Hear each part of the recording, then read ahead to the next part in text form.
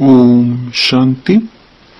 1 अप्रैल 2026 बाबा के महावाक्य। मीठे बच्चे, बाप जो है जैसा है तुम बच्चों में भी नंबरवार पहचानते हैं। अगर सब पहचान ले तो बहुत भीड़ मच जाए। प्रश्न, चारों ओर प्रत्यक्षता का आवाज कब फैलेगा? उत्तर, जब मनुष्यों को पता पड़ेगा कि स्वयं भगवान इस पुरानी दुनिया का विनाश करा के नई दुनिया स्थापन करने आए हैं। दूसरा, हम सबकी सद्गति करने वाला बाप हमें भक्ति का फल देने आया है। यह निश्चय हो तो प्रत्यक्षता हो जाए। चारों ओर हलचल मच जाए। गीत, जो पिया के साथ है। ओम शांति। बच्चों ने गीत की 2 लाइन सुनी। जो पिया के साथ है। अब पिया कौन है? वह दुनिया नहीं जानती। भल ढेर बच्चे हैं, उनमें भी बहुत हैं जो नहीं जानते हैं कि किस प्रकार से बाप को याद करना चाहिए। वह याद करने नहीं आता, घड़ी घड़ी भूल जाते हैं। बाप समझाते हैं, बच्चे अपने को आत्मा समझो। हम बिंदी हैं। बाप ज्ञान का सागर है, उनको ही याद करना है। याद करने की ऐसी प्रैक्टिस पड़ जाए जो निरंतर याद ठहर जाए। पिछाड़ी में यही याद रहे कि हम आत्मा हैं, शरीर तो है, परंतु यह ज्ञान बुद्धि में रखना है कि हम आत्मा हैं। बाप का डायरेक्शन मिला हुआ है, मैं जो हूं उस रूप में कोई विरला याद करते हैं। देह अभिमान में बच्चे बहुत आ जाते हैं। बाप ने समझाया है, कोई को भी जब तक बाप का परिचय नहीं दिया है तब तक कुछ भी समझ नहीं सकेंगे। पहले तो उन्हों को यह मालूम पड़े कि वह निराकार हमारा बाप गीता का भगवान है। वही सर्व का सद्गति दाता है। वह इस समय सद्गति करने का पार्ट बजा रहे हैं। इस पॉइंट में निश्चय बुद्धि हो जाए तो फिर जो भी इतने साधु संत आदि हैं सब 1 सेकंड में आ जाएं। भारत में बड़ा हंगामा मच जाए। अभी मालूम पड़ जाए कि यह दुनिया विनाश होने वाली है। इस बात का निश्चय हो जाए तो बंबई से लेकर आबू तक क्यू लग जाए। लेकिन इतना जल्दी कोई को निश्चय नहीं हो सकता। तुम जानते हो विनाश होना है। यह सब घोर निद्रा में सोए ही रहने हैं। फिर अंत समय तुम्हारा प्रभाव निकलेगा। मासी का घर नहीं है जो इस बात में निश्चय हो जाए कि गीता का भगवान परम पिता परमात्मा शिव है। यह प्रसिद्ध हो जाए तो सारे भारत में आवाज हो जाए। अभी तो तुम एक को समझाएंगे तो दूसरा कहेगा तुमको जादू लग गया है। यह झाड़ बहुत धीरे धीरे बढ़ना है। अभी थोड़ा टाइम है, फिर भी पुरुषार्थ करने में हर्जा नहीं है। तुम बड़े बड़े लोगों को समझाते हो, परंतु वे कुछ भी समझते थोड़ी हैं। बच्चों में भी कई इस नॉलेज को समझते नहीं हैं। बाप की याद नहीं तो वह अवस्था नहीं। बाप जानते हैं निश्चय किसको कहा जाता है। अभी तो कोई 1-2% भी मुश्किल बाप को याद करते हैं। भल यहां बैठे हैं, बाप के साथ वह लव नहीं रहता। इसमें लव चाहिए, तकदीर चाहिए। बाप से लव हो तो समझे। हमको कदम कदम श्रीमत पर चलना है। हम विश्व के मालिक बनते हैं। आधा कल्प का देही अभिमान बैठा हुआ है, सो अब देही अभिमानी बनने में बड़ी मेहनत लगती है। अपने को आत्मा समझ मोस्ट बिलवेड बाप को याद करना मासी का घर नहीं है। उनके चेहरे में ही रौनक आ जाए। कन्या शादी करती है, जेवर आदि पहनती है तो चेहरे में एकदम खुशी आ जाती है। परंतु यहाँ तो साजन को याद ही नहीं करते तो वह शक्ल मुरझाई हुई रहती है। बात मत पूछो। कन्या शादी करती है तो चेहरा खुशनुमा हो जाता है। कोई की तो शादी के बाद भी शक्ल मुर्दे जैसी रहती है। किस्म किस्म के होते हैं। कोई तो दूसरे घर में जाकर मूंज पड़ती हैं, तो यहां भी ऐसे हैं। बाप को याद करने की मेहनत है। यह गायन अंत का है कि अति इंद्रिय सुख गोपी वल्लभ के गोप गोपियों से पूछो। अपने को गोप गोपी समझना और निरंतर बाप को याद करना, वह अवस्था होनी है। बाप का परिचय सबको देना है। बाप आया हुआ है, वो वर्षा दे रही है। इसमें सारी नॉलेज आ जाती है। लक्ष्मी नारायण ने जब 84 जन्म पूरे किए, तब बाप ने अंत में आकर उन्हों को राजयोग सिखाकर राजाई दी। लक्ष्मी नारायण का यह चित्र है नंबर 1।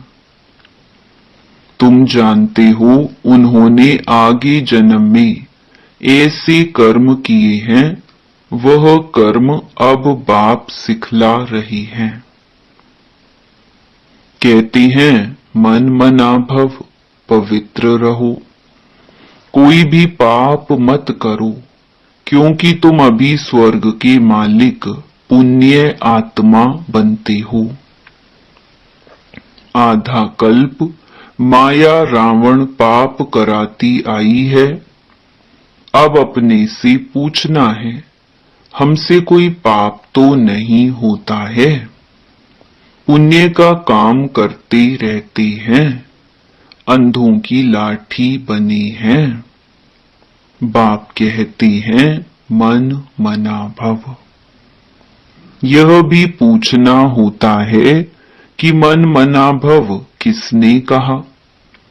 वह कहेंगे श्री कृष्ण ने कहा। तुम मानते हो परमपिता परमात्मा शिव ने कहा। रात दिन का फर्क है। शिव जयंती के साथ है गीता जयंती, गीता जयंती के साथ श्री कृष्ण जयंती। तुम जानते हो हम भविष्य में प्रिंस बनेंगे। बेगर टू प्रिंस बनना है। यह एम ऑब्जेक्ट ही राजयोग की है। तुम सिद्ध कर बताओ कि गीता का भगवान श्री कृष्ण नहीं था। वह तो निराकार था। तो सर्वव्यापी का ज्ञान उड़ जाए। सर्व का सद्गति दाता पतित पावन बाप है। कहते भी हैं कि वह लिबरेटर है। फिर सर्वव्यापी कह देते। जो कुछ बोलते हैं समझते नहीं है। धर्म के बारे में जो आता है बोल देते हैं। मुख्य धर्म है 3। देवी देवता धर्म तो आधा कल्प चलता है। तुम जानते हो बाप ब्राह्मण देवता क्षत्रिय धर्म स्थापन करते हैं।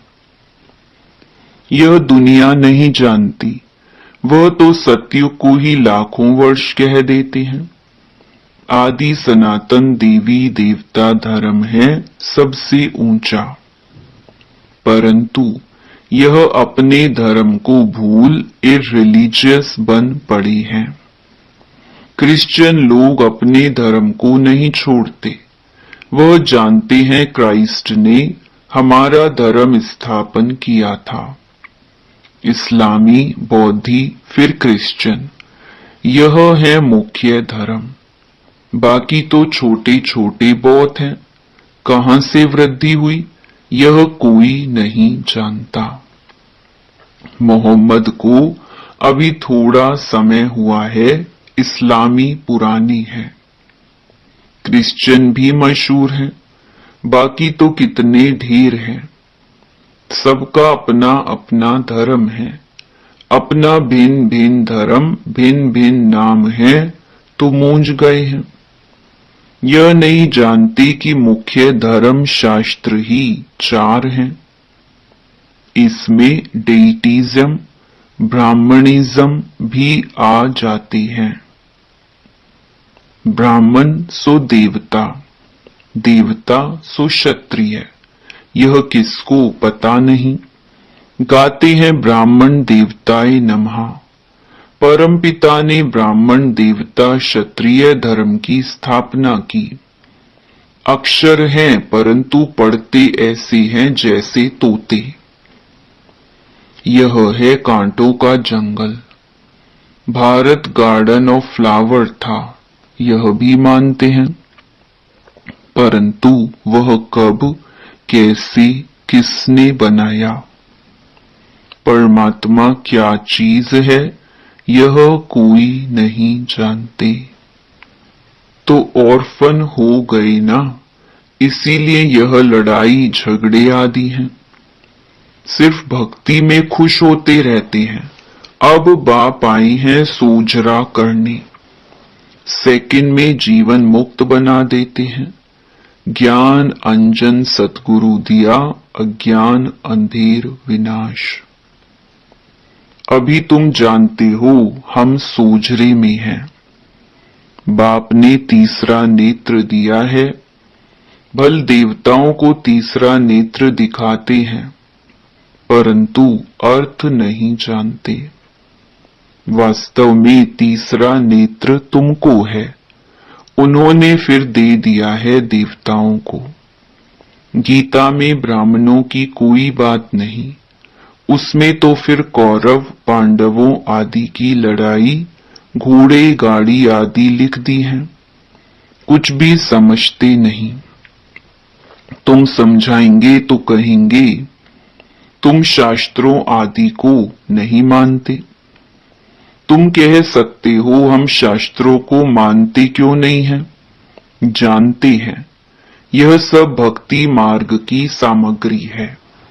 गाया हुआ है ज्ञान और भक्ति।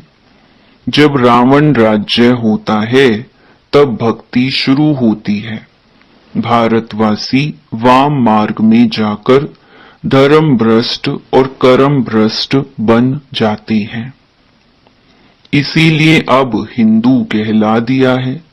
पतित बन गए हैं। पतित किसने बनाया? रावण ने। रावण को जलाते भी हैं। समझते हैं यह परंपरा से चला आता है। परंतु सतयुग में तो रावण राज्य ही नहीं था। कुछ भी समझते नहीं। माया बिल्कुल ही पत्थर बुद्धि बना देती है। पत्थर से पारस बाप ही बनाते हैं। जब आयरन एज में आए तब तो आकर गोल्डन एज स्थापन करी। बाप समझाते हैं फिर भी बड़ा मुश्किल किसकी बुद्धि में बैठता है। तुम कुमारियों की अब सगाई होती है, तुमको पटरानी बनाते हैं। तुमको भगाया अर्थात तुम आत्माओं को कहते हैं तुम मेरे थे, फिर तुम मुझे भूल गए हो। देह अभिमानी बन माया के बन गए हो। बाकी भगाने आदि की तो बात नहीं है। मामेकम याद करो। याद की ही मेहनत है। बहुत देह अभिमान में आकर विकर्म करते हैं। बाप जानते हैं यह आत्मा मुझे याद ही नहीं करती है। देह अभिमान में आकर बहुत पाप करते हैं तो पाप का घड़ा 100 गुना भर जाता है। औरों को रास्ता बताने के बदले खुद ही भूल जाते हैं और ही जास्ती दुर्गति को पा लेते हैं। बड़ी ऊंची मंजिल है। चढ़े तो चाखे वैकुंठ रस, गिरे तो चकना चूर। यह राजाई स्थापन हो रही है। इसमें फर्क देखो कितना पड़ जाता है। कोई तो पढ़कर आसमान में चढ़ जाते हैं, कोई पट में पड़ जाते हैं। बुद्धि डल होती है तो पढ़ नहीं सकती है। कोई कोई कहते हैं बाबा हम किसको समझा नहीं सकते हैं। कहता हूं अच्छा सिर्फ अपने को आत्मा समझो। मुझ बाप को याद करो तो मैं तुमको सुख दूंगा। परंतु याद ही नहीं करते हैं। याद करें तो औरों को याद दिलाते रहें। बाप को याद करें तो पाप नष्ट हो जाएं। उनकी याद बिगर तुम सुखधाम में जा नहीं सकते हो। 21 जन्मों का वर्षा निराकार बाप से मिल सकता है। बाकी तो सब अल्पकाल का सुख देने वाले हैं। कोई को रिद्धि सिद्धि से बच्चा मिल गया व आशीर्वाद से लॉटरी मिल गई तो बस विश्वास बैठ जाता है। कोई को 2-4 करोड़ फायदा हो जाएगा, बस बहुत महिमा करेंगे। परंतु वह तो है अल्पकाल के लिए। 21 जन्मों के लिए हेल्थ वेल्थ तो मिल नहीं सकती है ना। परंतु मनुष्य नहीं जानते हैं, दोष भी नहीं दे सकते हैं। अल्पकाल के सुख में ही खुश हो जाते हैं। बाप तुम बच्चों को राजयोग सिखलाकर स्वर्ग की बादशाही देते हैं। कितना सहज है। कोई तो बिल्कुल समझा नहीं सकते। कोई समझते भी है परंतु योग पूरा ना होने के कारण कोई को तीर नहीं लगता है। देह अभिमान में आने से कुछ ना कुछ पाप होते रहते हैं। योग ही मुख्य है। तुम योग बल से विश्व के मालिक बनते हो। प्राचीन योग भगवान ने सिखाया था, ना कि श्री कृष्ण ने। याद की यात्रा बड़ी अच्छी है। तुम ड्रामा देखकर आओ तो बुद्धि में सारा सामने आ जाएगा। कोई को बताने में टाइम लगेगा, यह भी ऐसे है। बीज और झाड़, यह चक्कर बड़ा क्लियर है। शांति धाम, सुख धाम, दुख धाम, सेकंड का काम है ना, परंतु याद भी रहे ना। मुख्य बात है बाप का परिचय। बाप कहते हैं मेरे को याद करने से तुम सब कुछ जान जाएंगे। अच्छा, शिव बाबा तुम बच्चों को याद करते हैं, ब्रह्मा बाबा याद नहीं करते हैं। शिव बाबा जानते हैं हमारे सपूत बच्चे कौन कौन हैं। सर्विसेबल सपूत बच्चों को तो याद करते हैं, यह थोड़े ही किसको याद करेंगे। इनकी आत्मा को तो डायरेक्शन है, मां में कम याद करो। अच्छा, मीठे मीठे सिकिलधे बच्चों प्रति माता पिता बाप दादा का याद प्यार और गुड मॉर्निंग। रूहानी बाप की रूहानी बच्चों को नमस्ते। धारणा के लिए मुख्य सार।